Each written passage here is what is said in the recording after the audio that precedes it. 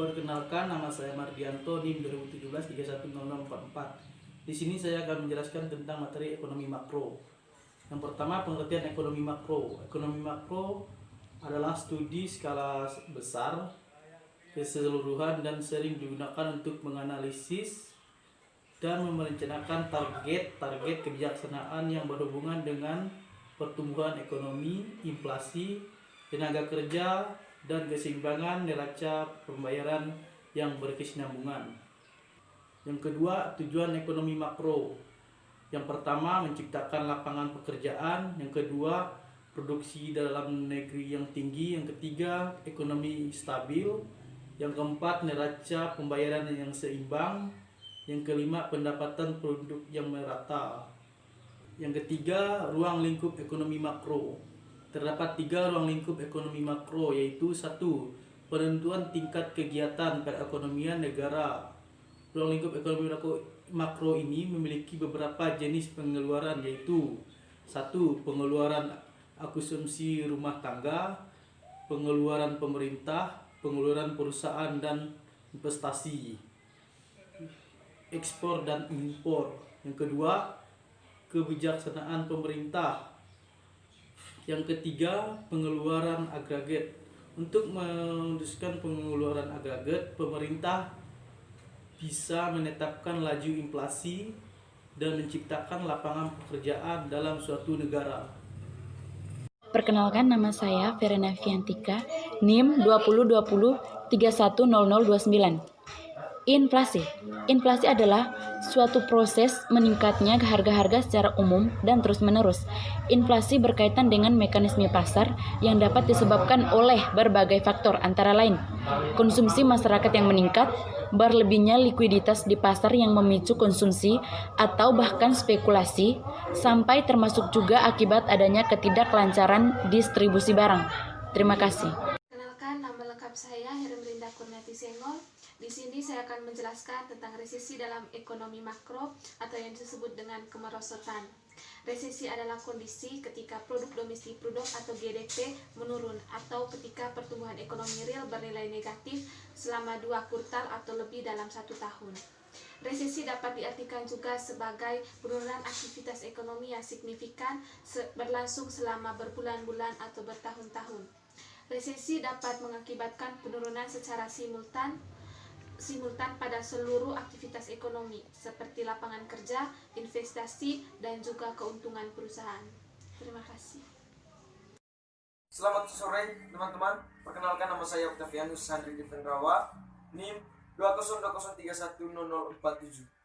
Sebelumnya kita sudah mempelajari tentang resesi, dan sekarang saya akan menjelaskan sedikit tentang pengangguran. Kata pengangguran merupakan istilah yang diberikan untuk orang yang tidak sama sekali mempunyai pekerjaan atau orang yang sedang mencari pekerjaan. Umumnya, pengangguran disebabkan karena jumlah pencari kerja tidak sebanding dengan jumlah lapangan pekerjaan yang ada. Ada beberapa hal yang menyebabkan terjadinya pengangguran.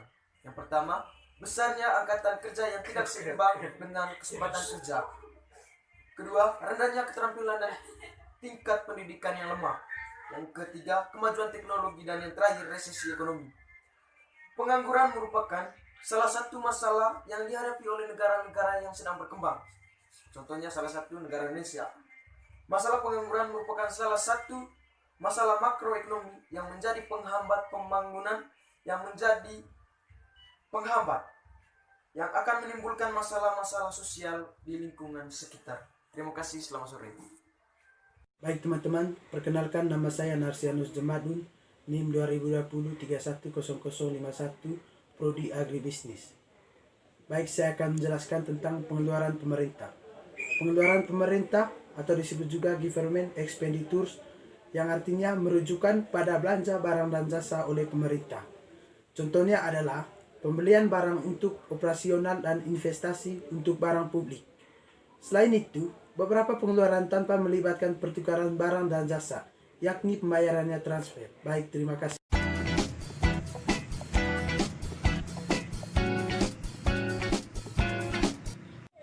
Assalamualaikum warahmatullahi wabarakatuh. Perkenalkan, nama saya Indah Sulastri, NIM 2020-310014. Saya dari Prodi Agribisnis. Di sini saya akan menjelaskan tentang pengertian pengangguran. Istilah pengangguran pada dasarnya berasal dari kata menganggur, yang artinya tidak melakukan apapun sama sekali.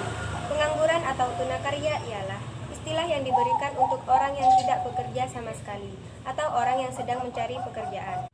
Jika dilihat secara umum, yang dimaksud pengangguran adalah orang yang masuk dalam angkatan kerja 15-64 tahun dan tidak mempunyai pekerjaan atau sedang mencari pekerjaan.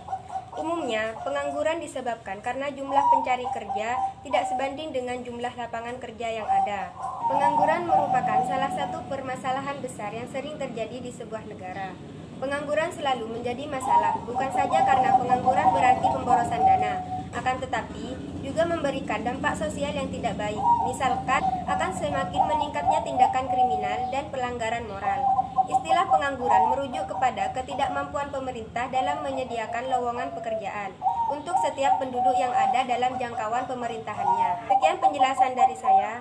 Wassalamualaikum warahmatullahi wabarakatuh. Terima kasih atas kesempatan telah diberikan kepada saya. Saya atas nama Yola, saya akan presentasikan tentang macam-macam pengangguran, di mana di sini ada 3 macam pengangguran. Pengangguran itu sendiri karena seseorang yang dalam keadaan tanpa bekerja, apapun belum mencari pekerjaan disebut pengangguran. Di mana pertama itu adalah pengangguran struktural.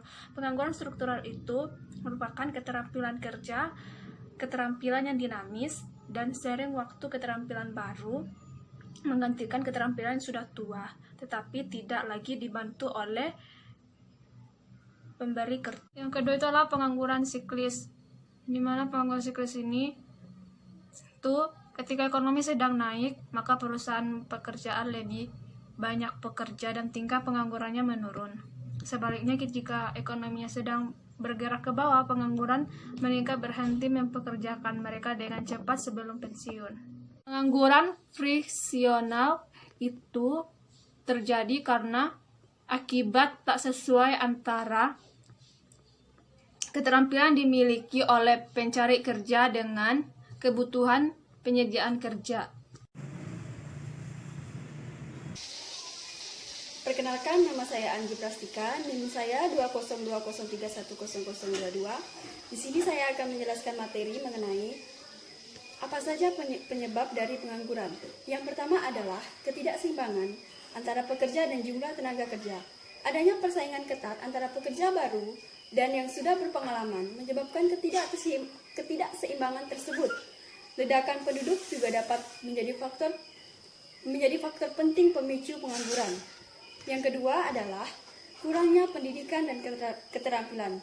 Kurangnya tingkat pendidikan akan menyebabkan seseorang menjadi sulit untuk dijadikan sebagai tenaga kerja. Akibatnya, banyak orang yang tidak memiliki latar belakang pendidikan yang tinggi hanya akan menjadi buruh kasar. Yang ketiga adalah tingkat kemiskinan. Biasanya pengangguran berasal dari orang-orang yang hidup di bawah kemiskinan. Kemauan orang-orang untuk keluar dari zona kemiskinan tersebut juga masih kurang. Kesempatan mereka untuk mendapatkan pendidikan dan mengasah keterampilan minim, sehingga sering terjadi masalah pengangguran. Yang keempat adalah persaingan era global. Meningkatnya perusahaan asing yang didirikan cenderung hanya menambah pekerja dari negara mereka dibandingkan tenaga kerja asli negara tersebut. Akibatnya, pekerja negara asli hanya akan terus berada di bawah, bahkan jika keterampilan kurang hanya akan berujung di PHK saja. Terima kasih. Baik, nama saya Adrian Nustori, NIM 2017-310032. Baik, di sini saya akan menjelaskan tentang bagaimana tingkat pengangguran di Indonesia. Kabar teranyar datang dari Kementerian Ketenagakerjaan. Jumlah tenaga kerja yang dirumahkan dan terkena putusan hubungan kerja atau PHK akibat wabah corona ini sudah tembus 2 juta orang. Pada tanggal 20 April 2020 terdapat 2.084.593 pekerja yang dirumahkan dan terkena PHK. Itu berasal dari 116.370 perusahaan yang kegiatan usahanya terdampak pandemi COVID-19. Jika dirincikan terdapat 1.304.777 pekerja dari sektor formal yang dirumahkan oleh 43.690 perusahaan. Sementara untuk pekerja formal yang terkena PHK jumlah mencapai 241.431 orang yang berasal dari 41.236 perusahaan. Jadi sektor formal ini juga terkena getah penyebab COVID-19. Berdasarkan catatan Kementerian Ketenagakerjaan, ada sebanyak 538.385 pekerja yang kehilangan pekerjaan dari 31.444 perusahaan atau UMKM. Jumlah tersebut bisa saja bertambah jika wabah virus corona tidak kunjung usai. Menteri Keuangan Sri Mulyani Indrawati bahkan menyatakan, dalam skenario terberat yang dimiliki pemerintah, tingkat pengangguran di Indonesia bisa mencapai 5,2 juta orang per tahun. Pengangguran selama 5 tahun terakhir turun akan naik. Kalau berdasarkan skenario berat, ada kenaikan 2,9 juta orang dan bisa lebih berat jadi 5,2 juta orang, ungkap Sri Mulyani Indrawati. Oke, sekian dari saya. Terima kasih. Perkenalkan, nama saya Kristianus Aristonangkur, NIM 2020310026. Di sini saya menjelaskan tentang apa dampak pengangguran terhadap ekonomi masyarakat. Pengangguran bukanlah hal yang asing lagi untuk didengar di negara kita. Pengangguran disebabkan oleh banyak faktor yang bukan hanya orang yang tidak ingin bekerja, melainkan terbatasnya lapangan pekerjaan yang tersedia. Apabila pihak swasta dapat bekerja baik dengan pemerintah, masalah ini mungkin bisa dapat teratasi. Pengangguran berdampak pada ekonomi negara dan lingkungan sosial. 3. Hampir di semua negara, masalah pengangguran menjadi topik permasalahan yang serius dan sulit diatasi, termasuk negara maju. Tingkat pengangguran masih tergolong tinggi, apalagi seperti di negara berkembang seperti Indonesia kita ini. Pengangguran merupakan permasalahan dalam pemerintah yang sangat kompleks dan tidak asing lagi untuk dibicarakan. Jumlah pengangguran tiap tahun bertambah karena perkembangan jumlah penduduk yang sangat besar, sementara lapangan pekerjaan terbatas. Selain berdampak pada ekonomi negara, pengangguran juga berdampak pada lingkungan sosial.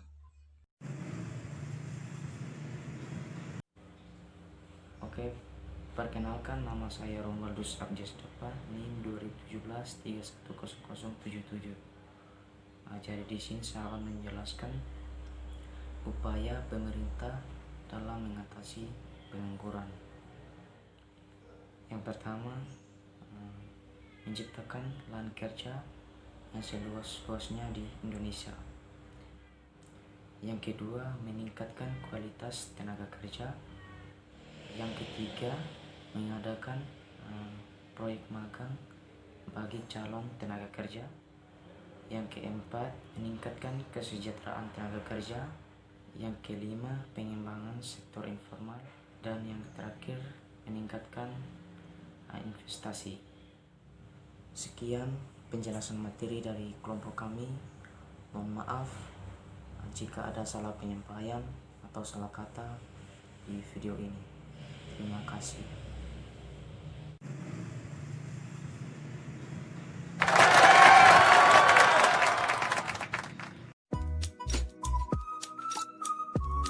Salam semuanya, perkenalkan, nama saya Victor Septuanto, NIM 2020310031. Di sini saya akan menjelaskan tentang ekonomi makro.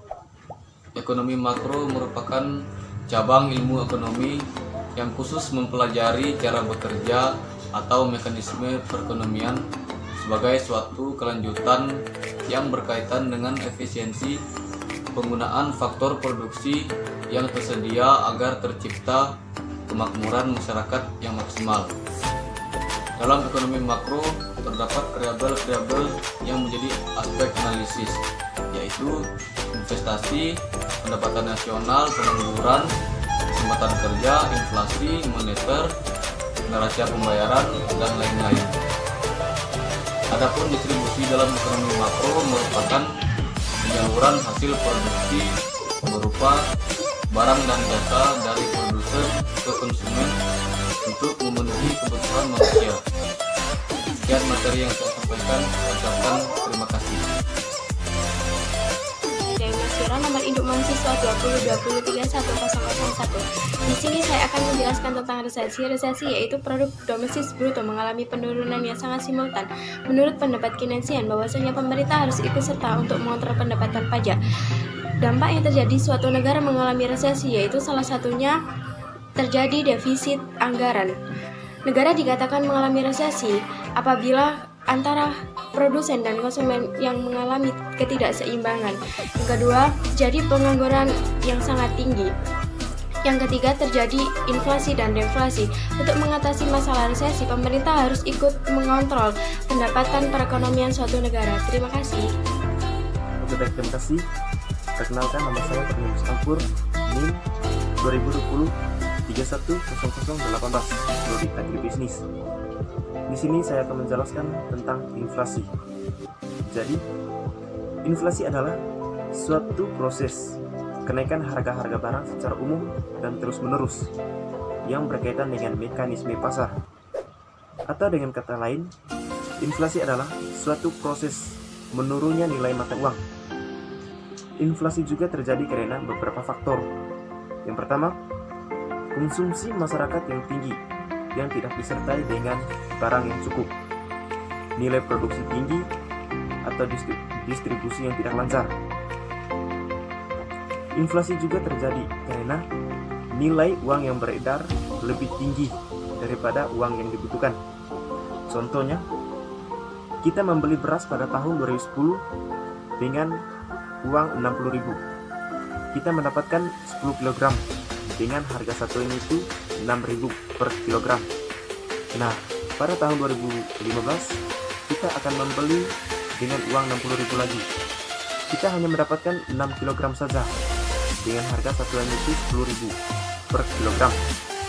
Jadi, inflasi itu adalah salah satu gejala ekonomi yang tidak bisa dihilangkan dengan mudah. Terima kasih. Baik, perkenalkan, nama saya Giovanni Abdullah Kurniawan, NIM 2020-310005 dari Prodi Agribisnis.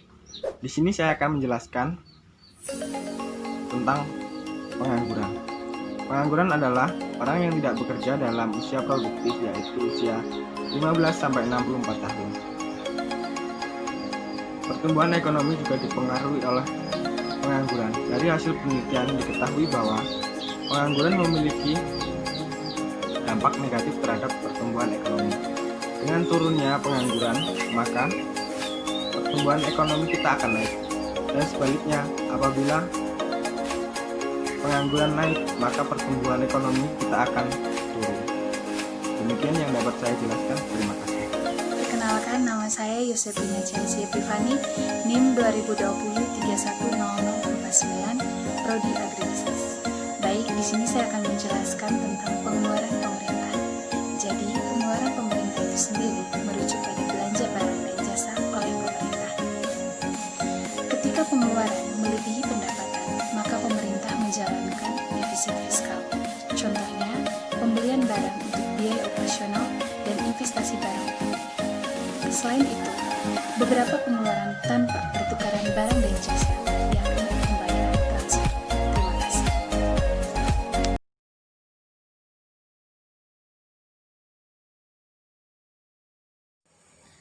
Perkenalkan, nama lengkap saya Maria Jessica Kondo, NIM 2020-310007. Baik, di sini saya akan menjelaskan tentang ekonomi makro. Ekonomi makro adalah menganalisis ekonomi sebagai sistem di mana produksi, konsumsi, tabungan, investasi, dan pengangguran sumber daya tenaga kerja, modal, dan tanah.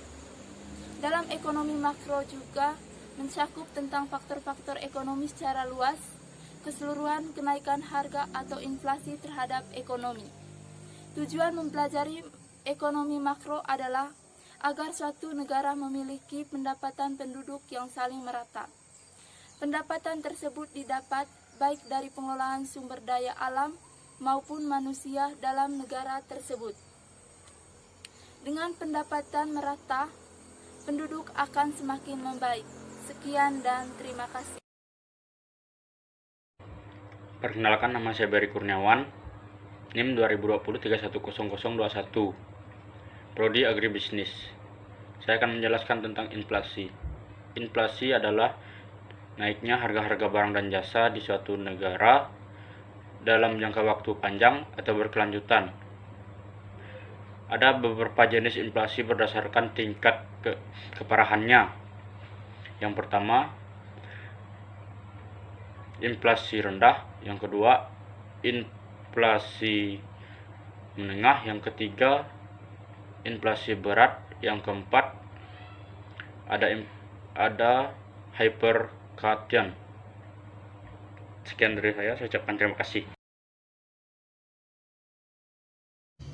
Pengangguran. Pengangguran ialah suatu istilah yang diberikan kepada orang yang tidak memiliki pekerjaan sama sekali, ataupun kepada orang yang baru mencari pekerjaan. Pada umumnya, pengangguran terjadi akibat banyaknya pencari pekerja yang tidak seimbang dengan lowongan pekerjaan yang tersedia. Sejak lama, pengangguran sudah menjadi masalah bagi suatu negara. Bagaimana tidak, pengangguran sendiri menjadi akibat suatu pendapatan negara semakin menurun. Nah, ada beberapa hal yang menjadi sebab terjadinya pengangguran. Antara lain, yaitu jumlah yang tidak seimbang antara pencari pekerja dan jumlah lowongan pekerja yang tersedia, resesi ekonomi, dan juga tingkat pendidikan. Ada juga jenis-jenis pengangguran. Pengangguran musiman. Pengangguran musiman ini terjadi akibat pergantian atau perubahan musim. 2. Pengangguran siklis. Pengangguran ini terjadi akibat krisis ekonomi sehingga terjadi pemutus kerja. 3. Pengangguran deasioner. Pengangguran ini terjadi akibat jumlah tenaga kerja tinggi dari lowongan yang tersedia. Dan juga pengangguran teknologi. Pengangguran teknologi ini terjadi akibat kemajuan teknologi itu sendiri karena banyaknya suatu lowongan pekerjaan yang lebih diisi untuk mesin daripada tenaga kerja manusia. Ada pula cara-cara untuk mengatasi pengangguran itu sendiri. Misalnya, perluasan kesempatan kerja melalui perluasan produksi, peningkatan investasi, penyediaan prasarana, peningkatan ekspor, dan penggalakan program padat karya, dan juga mengurangi urbanisasi guna mencegah pengangguran di tingkat kota besar. Nah, selain itu, membuat usaha sendiri tentu lebih baik agar kita bisa menciptakan lowongan pekerjaan bagi diri sendiri dan juga orang lain. Marilah kita belajar bersungguh-sungguh agar kita mampu menciptakan suatu lowongan pekerjaan bagi diri sendiri dan orang lain. Sekian dari saya.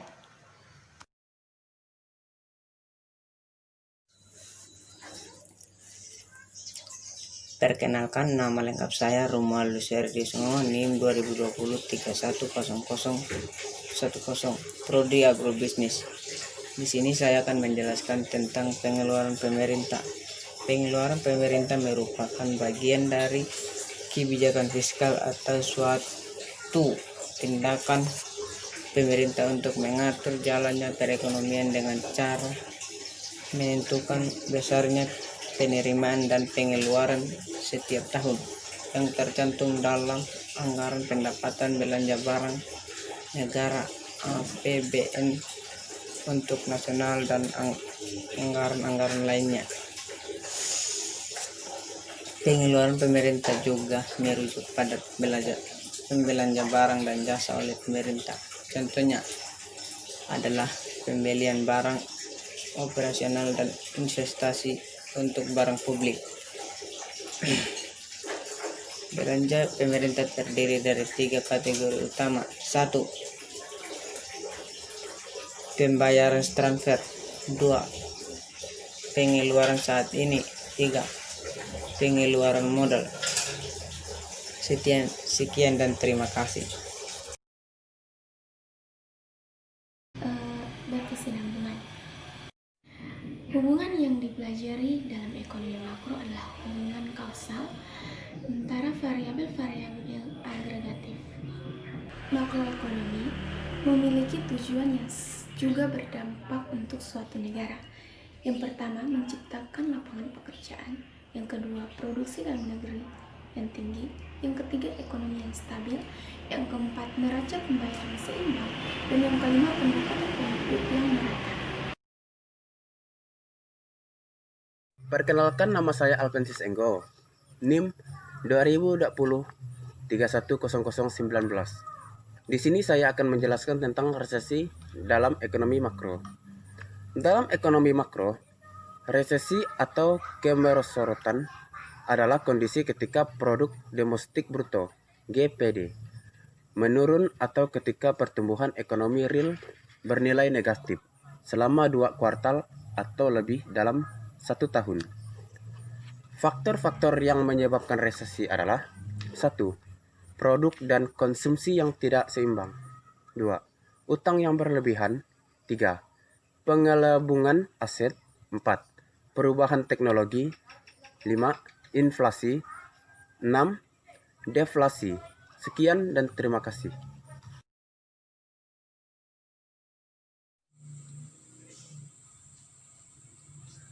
Perkenalkan, nama lengkap saya Martinus Balingara, NIM 2020-310067. Baik, di sini saya mau menjelaskan. Inflasi adalah suatu proses kenaikan harga-harga yang berlaku dalam perekonomian. Di sini pun ada 2 penyebab inflasi. Yang pertama, meningkatnya pemerintah. Penyebab inflasi ini terjadi disebabkan karena peningkatan pemerintah untuk jenis atau jasa tertentu. Yang kedua, meningkat biaya produksi. Penyebab inflasi ini terjadi karena meningkatnya biaya produksi. Sekian dan terima kasih hasil diskusi saya. Selamat pagi dan salam.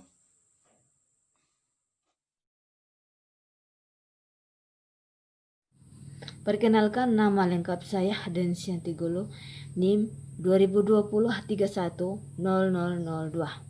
Baik, di sini saya akan menjelaskan materi tentang pengangguran. Pengangguran adalah seseorang yang tidak bekerja sama sekali atau seseorang yang sedang berjuang mencari pekerjaan yang layak. Pengangguran pada umumnya disebabkan karena jumlah angkatan kerja atau para pencari kerja tidak sebanding dengan jumlah lapangan kerja yang ada, serta mampu menyerapnya. Pengangguran sering sekali menjadi masalah dalam perekonomian. Dengan adanya pengangguran, produktivitas dan pendapat masyarakat akan berkurang, sehingga menyebabkan timbulnya kemiskinan dan masalah-masalah dalam sosial. Adapun dampak dalam pengangguran adalah daya beli masyarakat yang menurun, menyebabkan turunnya permintaan adalah daya beli masyarakat yang menurun, menyebabkan turunnya permintaan terhadap barang atau jasa. Sekian dan terima kasih. Baik, di sini saya juga akan menjelaskan materi tentang pengeluaran dan pendapatan. Di dalam ekonomi makro, pendapatan adalah hasil dari kegiatan penjualan barang dan jasa di sebuah perusahaan dalam periode tertentu. Rumus pendapatan adalah penjumlahan dari konsumsi ditambah investasi ditambah pengeluaran pemerintah dan ditambah ekspor neto. Apa itu investasi? Investasi adalah suatu kegiatan menanamkan modal baik langsung maupun tidak langsung dengan harapan pada waktu nanti pemilik modal mendapat sejumlah keuntungan dari hasil menanam modal tersebut. Kemudian ekspornya itu adalah nilai barang dan jasa yang diekspor ke negara lain, dikurangi nilai barang dan jasa diimpor dari negara lain. Pengeluaran ekonomi atau pengeluaran agregat adalah jumlah pengeluaran untuk barang dan jasa dalam sebuah perekonomian.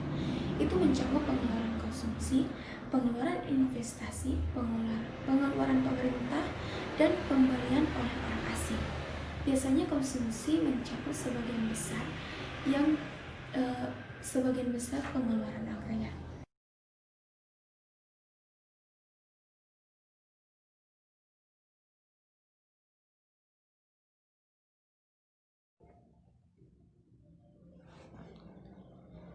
Perkenalkan, nama lengkap saya Wenceslaus Jebaru, name 2020 310050.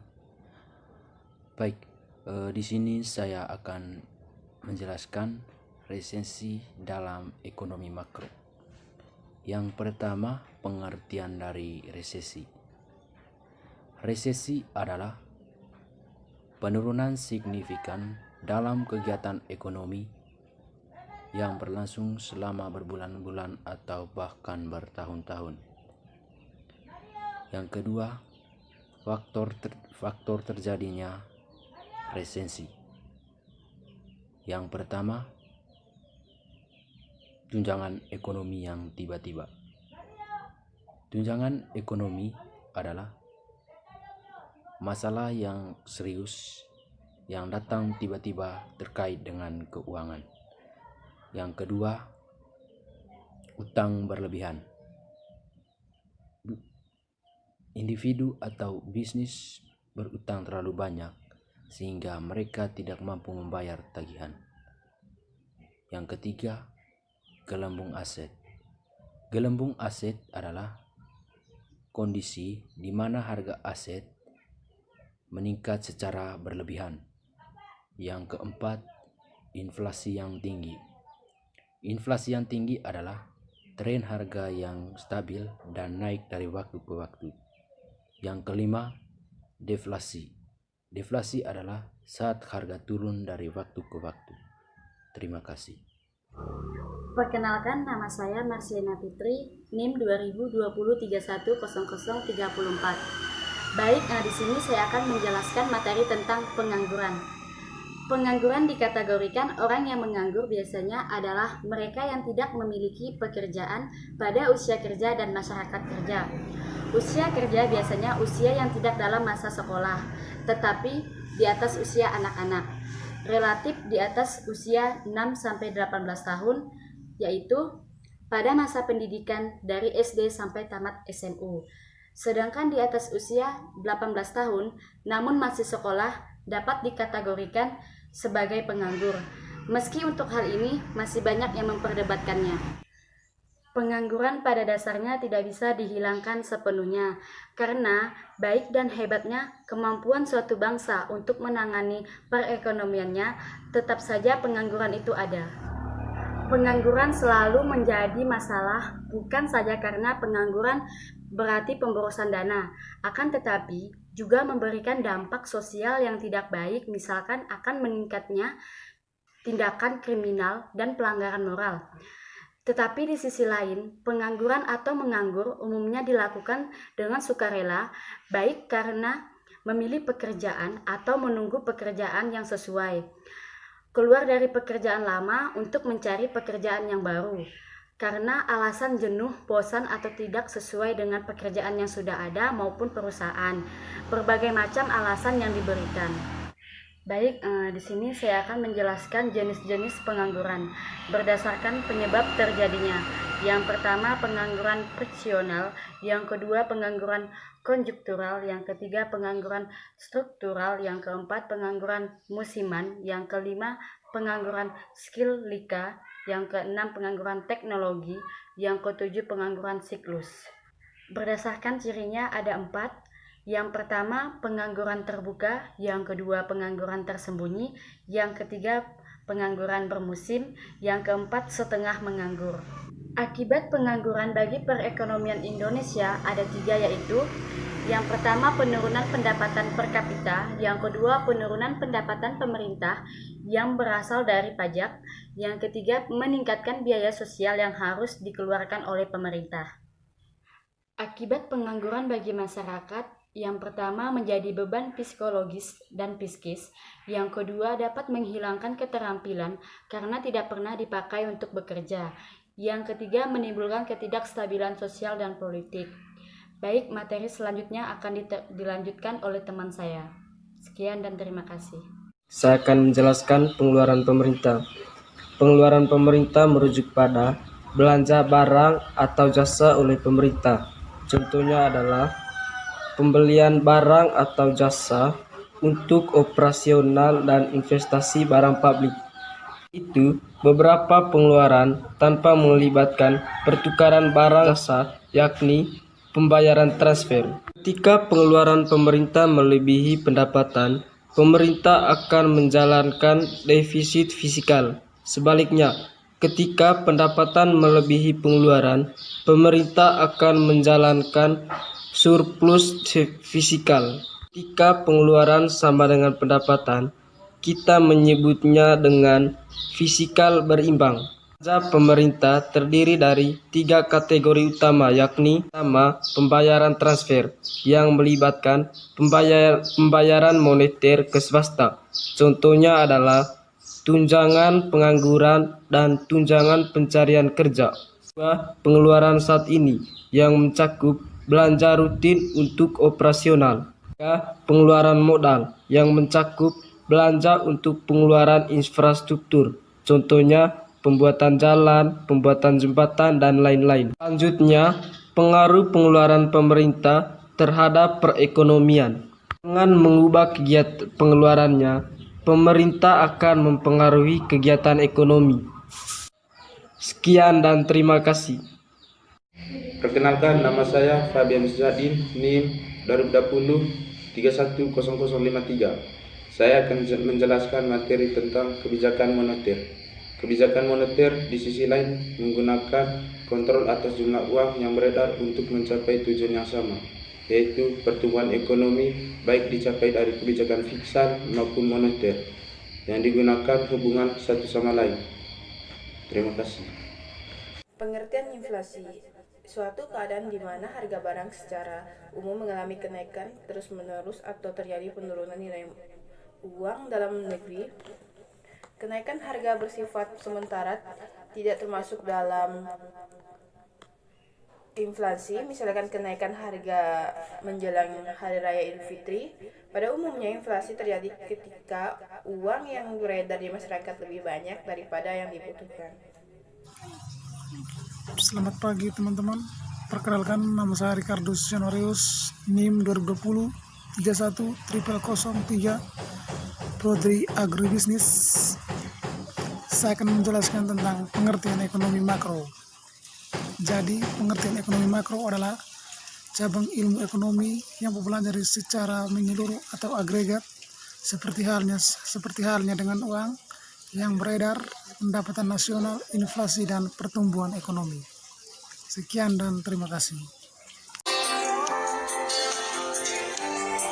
Hasil diskusi kami dari kelompok 7. Saya atas nama Justina Malo akan menjelaskan tentang resensi dalam ekonomi makro.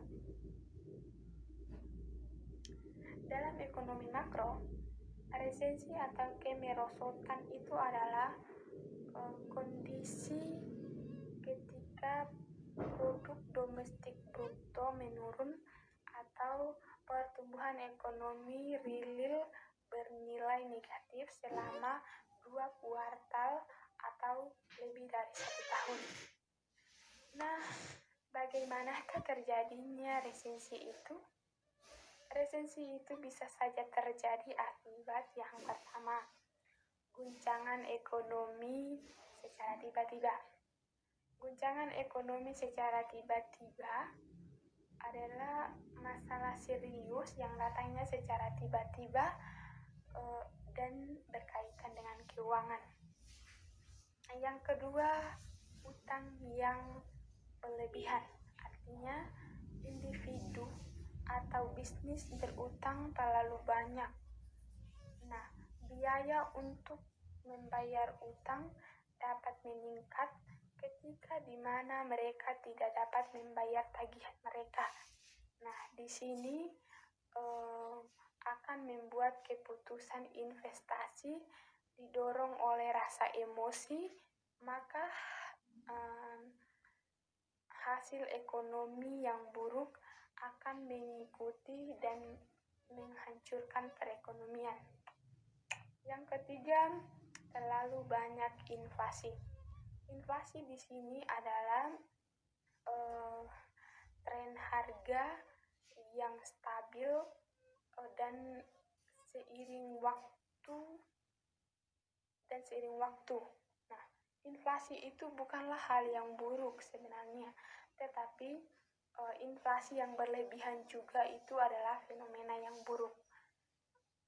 Yang keempat, deflasi. Deflasi adalah ketika harga turun dari waktu ke waktu yang menyebabkan upah berkontraksi yang selanjutnya akan menekan harga. Yang kelima, perubahan teknologi.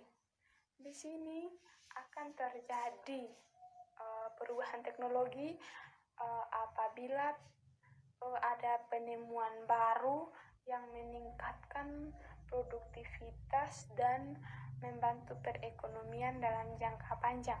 Tetapi mungkin ada periode jangka pendek, maka penyesuaian terhadap terobosan teknologi akan terganggu.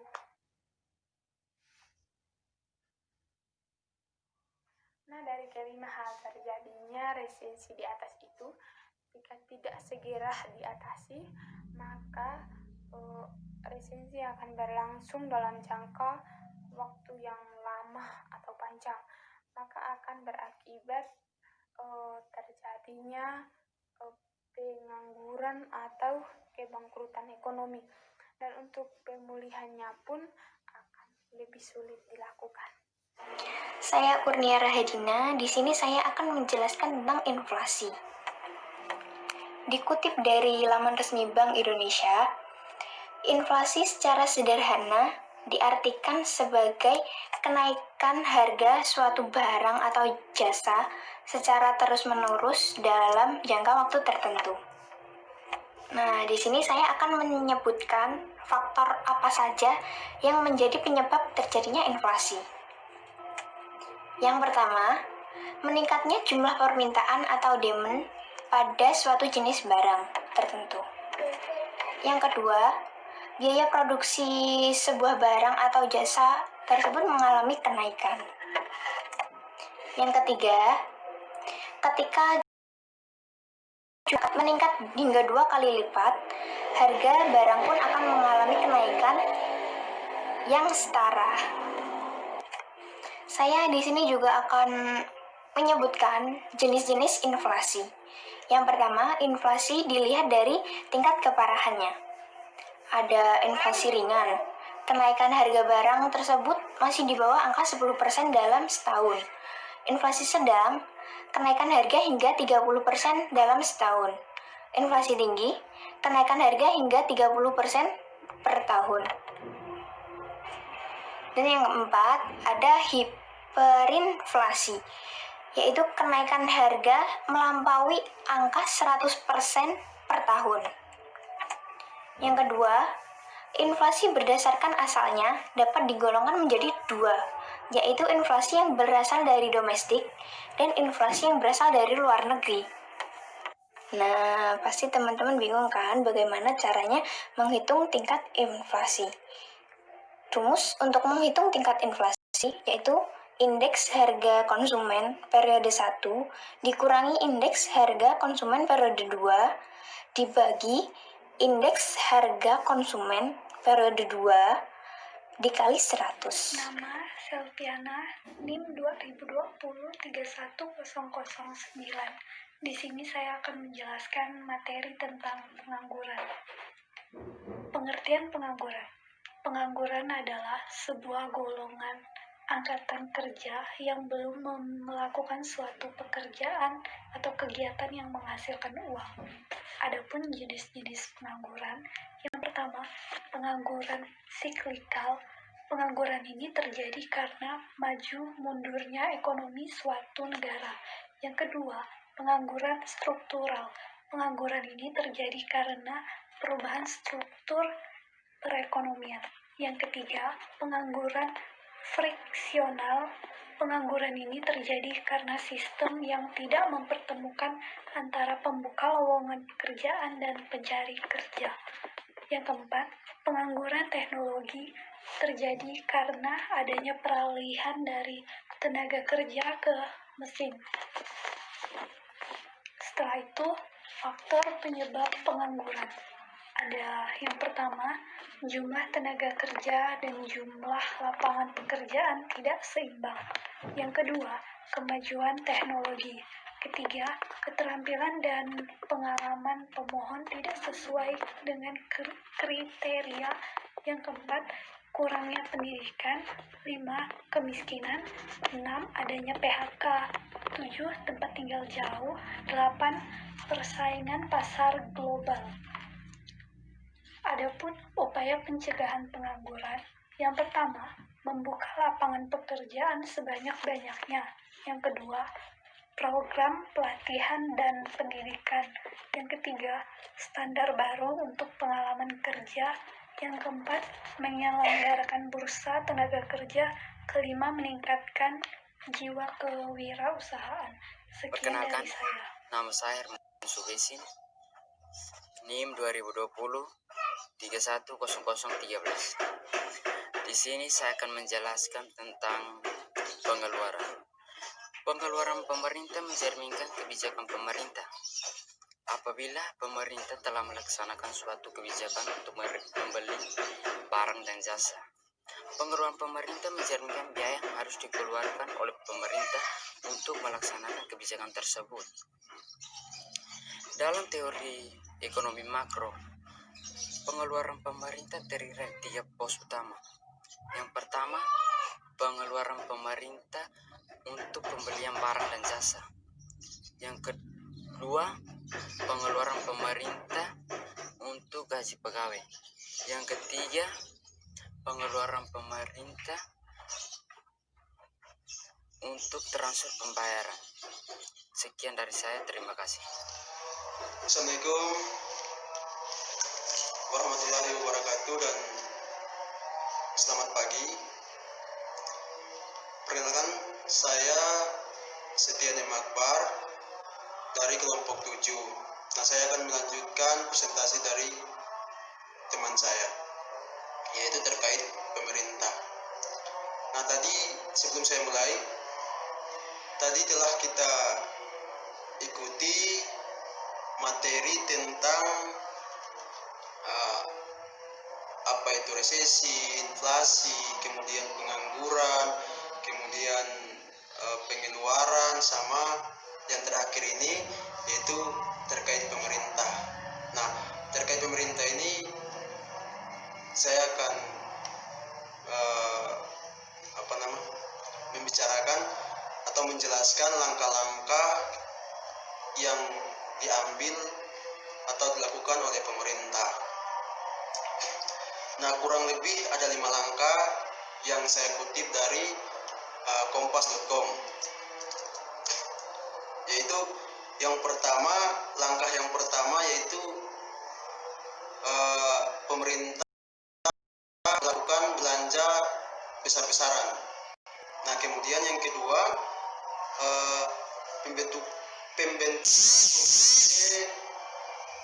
penanganan COVID-19 dan pemulihan ekonomi nasional. Yang ketiga, program bantuan ke UMKM. Ya, yang keempat, penetapan dana di perbankan.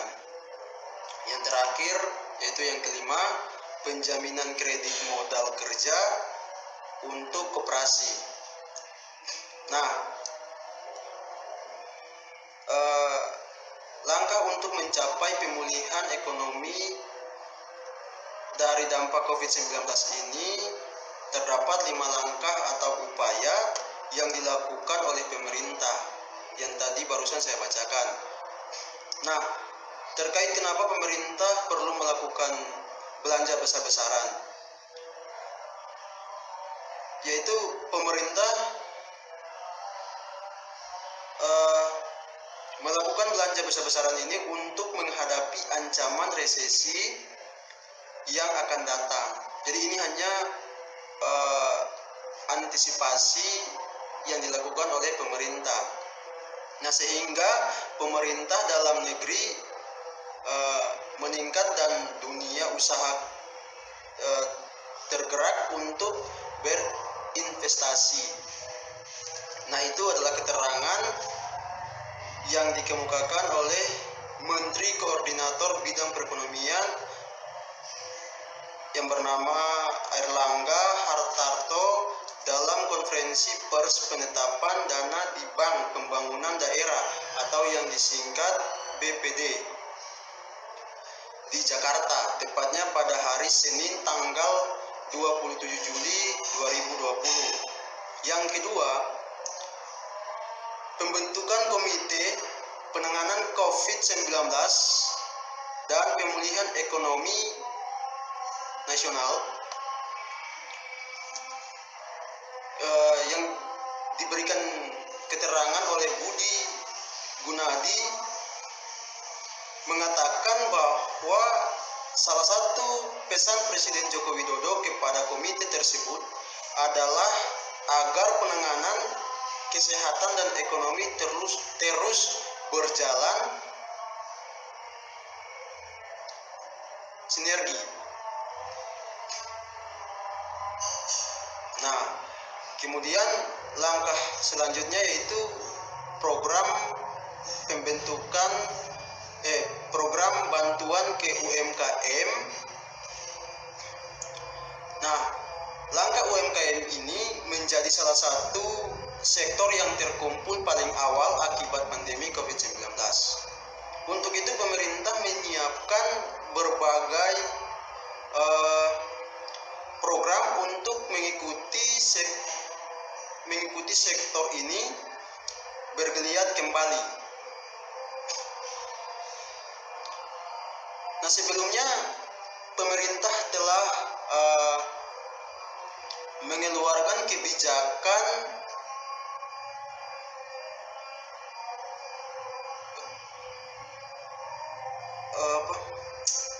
sebelumnya pemerintah telah mengeluarkan kebijakan restrukturisasi dan subsidi bunga kredit bagi UMKM, kata Budi. Mungkin ini saja dari kami kelompok 7. Jika ada kesalahan dalam penyampaian dan ada kata atau istilah yang tidak berkenan, mohon dimaafkan. Saran dan masukan dari Ibu dan teman-teman sangat kami harapkan. Terima kasih dan shalom.